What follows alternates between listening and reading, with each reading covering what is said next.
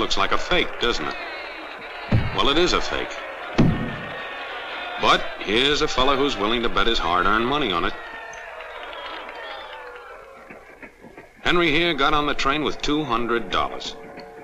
He couldn't see any harm in a friendly game of cards. What if the other men were strangers? And take Joe Collins. He's got a nice wife at home. But he met this girl at the bar, and she looked kinda cute after the first couple of drinks.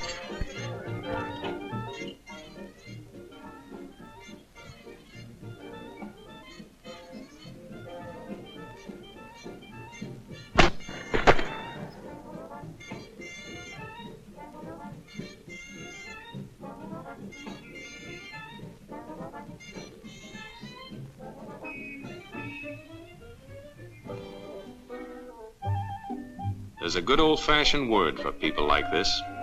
We call them suckers. And there are other people. People who stay up nights figuring out how to take away what they've got. There are all kinds of games and all kinds of suckers. Take Mike here, for instance. He's got everything, you might say.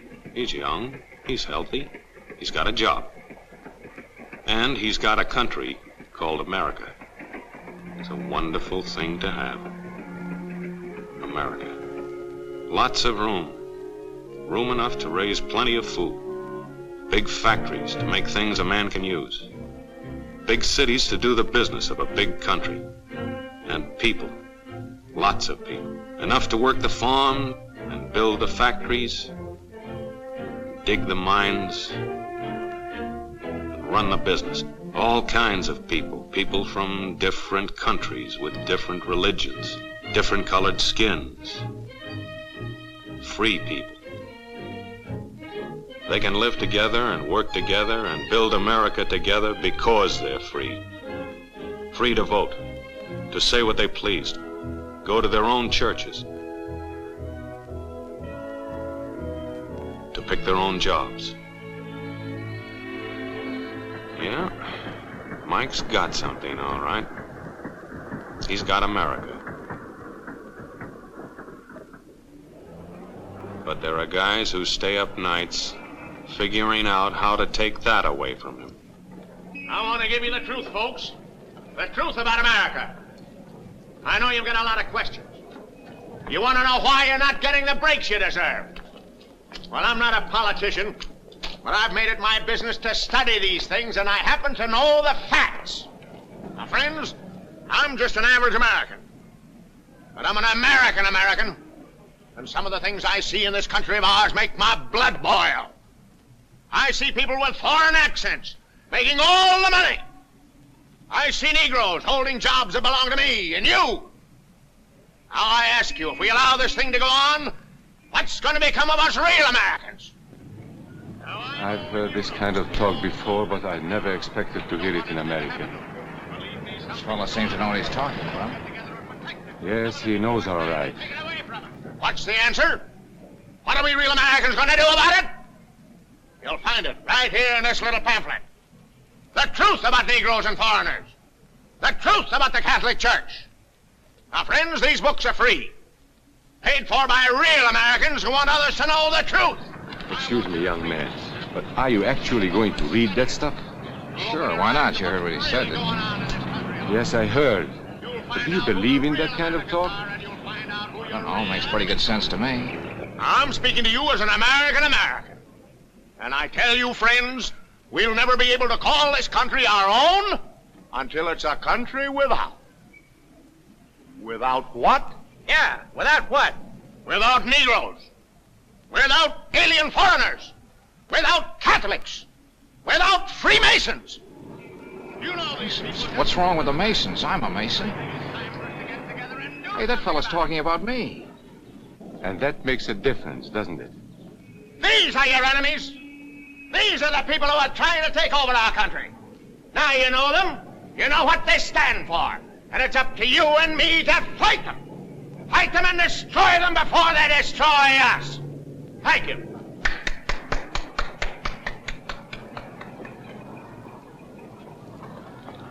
before he said Masons, you were ready to agree with him. Well, yes, but he was talking about... Well, about those other people. But in this country, we have no other people. We are American people, all of us. What about you? You aren't American, are you? I was born in Hungary, but now I am an American citizen. And I have seen what this kind of talk can do. I saw it in Berlin. What were you doing there? I was a professor at the university. I heard the same words we have heard today. But I was a fool then. I thought Nazis were crazy people, stupid fanatics. But unfortunately, it was not so. You see, they knew that they were not strong enough to conquer a unified country. So they split Germany into small groups. They used prejudice as a practical weapon to cripple the nation. Of course, that was not easy to do. They had to work hard to do it. You see, we human beings are not born with prejudices. Always they are made for us. Made by someone who wants something. Remember that when you hear this kind of talk. Somebody is going to get something out of it. And it isn't going to be you. This is not classroom theory. I saw it happen. I saw it first in Berlin in 1932. 5 young men that I knew were standing in the crowd listening to the Nazi speaker. Eric was a Catholic. Anton, a student of mine, was a Jew. Heinrich owned a small hardware store. Karl was a farmer. And Hans was an unemployed metal worker. To all true Aryan Germans, I say it is time you inherited the nation which rightfully belongs to you. To you alone belongs the glorious destiny of the greater Germany. The Nazi Party will provide land for the farmer, work for the worker, and profits for the small businessman. Who is getting these things now? The Jew. The Jew who has stolen our nation and our birthright. Who makes all the money and takes all our jobs? The Jew! He must be shunned. He must be ostracized. He must be eliminated. And the Catholics. We don't want our great nation run by a foreign church. We Germans will know what to do with these people when the time comes. They and their faith must be destroyed. Then there are the Freemasons. In Germany, we have no place for secret societies. There will be only one society, and that is the Nazi Party. There will be no secrecy about that in the new greater Germany. One by one, he attacked each minority and he split them off one from the other. These men were all fellow Germans when they came here today. Now they were split into rival groups, suspicious of each other, hating each other. They were being swindled, all of them. But the man who was really being fooled was Hans. He was pure German, according to Nazi standards. To him they promised everything, and he fell for it. You who are true Aryan Germans will share the glorious destiny of our fatherland. You are the pure-blooded, the master race. It is your divine right to rule, and the Nazi Party stands ready to put you into power. It is for you to command all Germany, and someday the entire world. That's how Hans became a Superman. They gave him a uniform and they pumped up his ego. He wasn't just a little fellow out of work anymore. He was a member of the master race. His wife couldn't quite understand. Even though he was a Superman, there wasn't any food in the house. Stupid woman. Didn't she realize that the Nazis were going to make jobs for everybody? There would be plenty of food and clothing and a new house. Everything they wanted. The glorious future of Germany was to be theirs. And their children would someday rule the world. But his wife, silly woman, still wondered where the next meal was coming from. Hans didn't like that kind of talk. It was dangerous. For that kind of talk, people should be put in jail.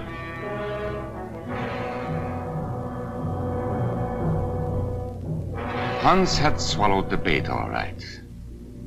And these were the men who baited the hook. Why? So that Hans could come to power? Of course not. so they could come to power. They would merely use Hans to help them get there. He would do the dirty work for them. Hans and thousands of others like him, all playing a sucker's game. They gambled with other people's liberty, and of course they lost their own. A nation of suckers. Hitler needed these people. There was lots of work to be done. There were trade unions to be smashed, because unions were organized and might offer resistance. There were many political parties in Germany. These the Nazis destroyed. They were determined to smash every organization where people might band together and resist them. There were Jews to be beaten and killed.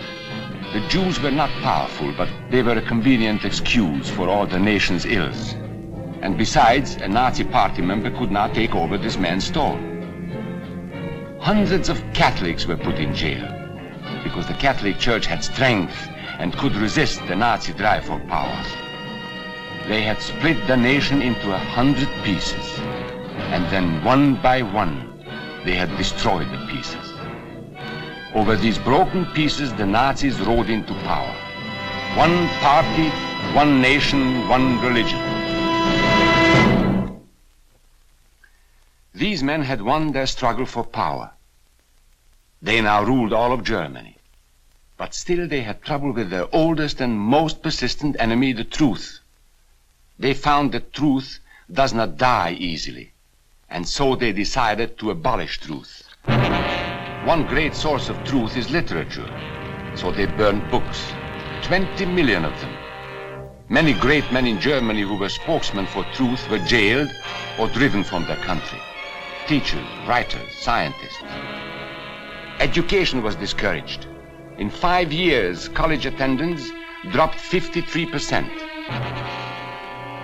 It was forbidden to listen to a British radio program or read an American newspaper. In Nazi Germany, you had to get your information from Dr. Goebbels. He knew what was best for you. You couldn't see this movie or listen to this music.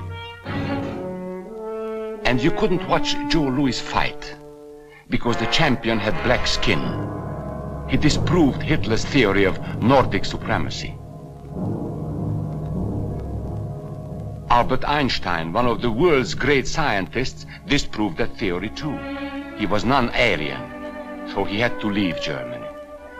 His mind was dedicated to the search for truth, and the Nazis, having sold a lie, were most afraid of truth. The church was one force in Germany still strong enough to proclaim the truth in public. No doubt is possible that we Christians are in a grave battle. Against us stands a faith out of blood. The battle signals range from cool repudiation to hate-filled causes. Weapons are used that centuries have dulled. The aim of this battle is to dislodge Christianity from our fatherland. This Catholic priest was arrested the following day on charges of immorality. The Protestant Church also continued to try and fight for truth. He who desires liberty for himself cannot deny it to others, lest he lose what he has gained. This is the great lesson the world can learn from Germany. The Nazis put this man in a concentration camp. There were others who spoke for truth, and I am proud to say that educators were among them. And what, may I ask, is an Aryan? I don't know myself. But let us see what our present so-called authorities have to say about it. They say he is tall,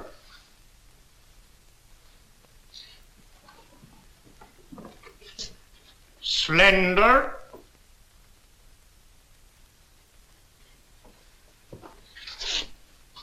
blue-eyed, and blonde. There is no Aryan race. And more important, there is no master race. There are people who may find these ideas convenient, but science cannot support them. There is no scientific proof that there's any correlation between a man's racial characteristics and his native ability or character. In all racial groups, we find the same range of potentialities.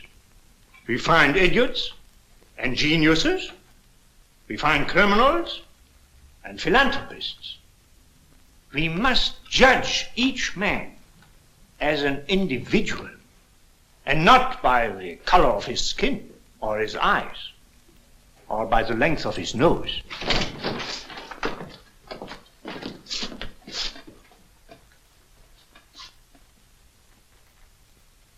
Come in, gentlemen. Make yourselves comfortable. There are many differences between individuals. We each have different capabilities, different backgrounds, different views about what's right and what's wrong. Like the difference between me and these gentlemen who have just arrived. But that is not the difference in race. It is a difference in the way we think. Remember that. And remember that there is no master race. That is a scientific truth. Anyone who tells you otherwise is lying.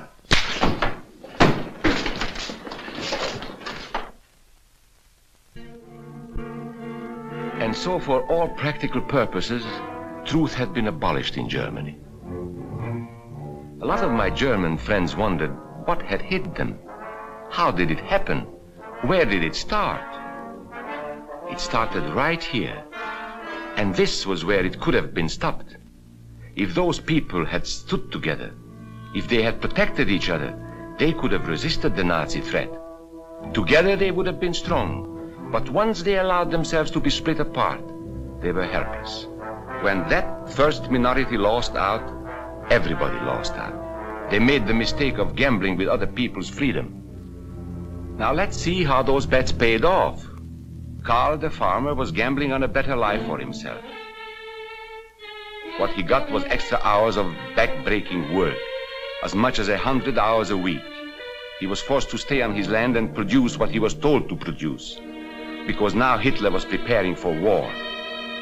For Heinrich, who owned a hardware store, the bet didn't pay off either. 104,000 small businesses were closed in 2 years. And for Hans, conditions hadn't improved any. He had a job now in the munitions factory, but he worked long hours for little pay. The working conditions grew increasingly bad. And even though he didn't like the job, he wasn't permitted to leave it. There still wasn't enough food in his house. Hitler said you couldn't have butter and cannon. So Hans couldn't have butter. And when Hitler decided the time was right, Germany went to war. Not by declaring war, but by a carefully prepared sneak attack.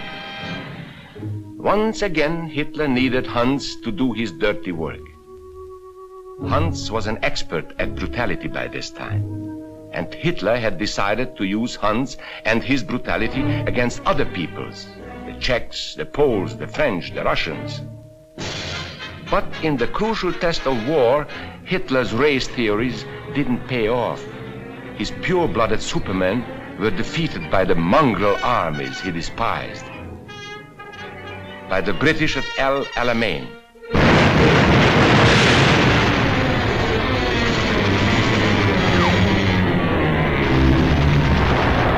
By the Russians at Stalingrad.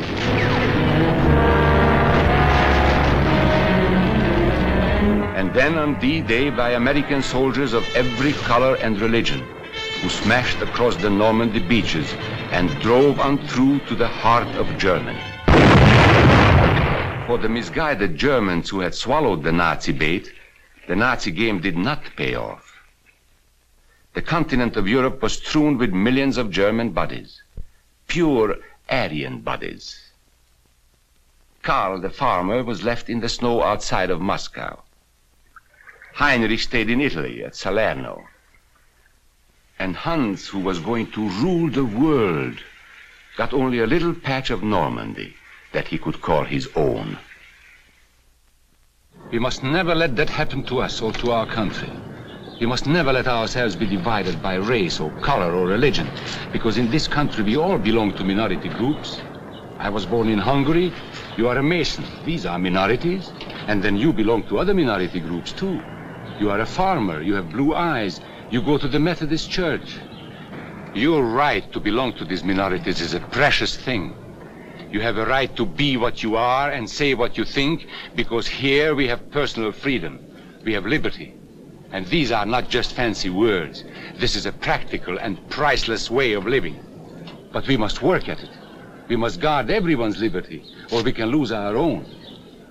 If we allow any minority to lose its freedom by persecution or by prejudice, we are threatening our own freedom. And this is not simply an ideal. This is good, hard common sense. You see, here in America is not a question whether we tolerate minorities. America is minorities. And that means you and me.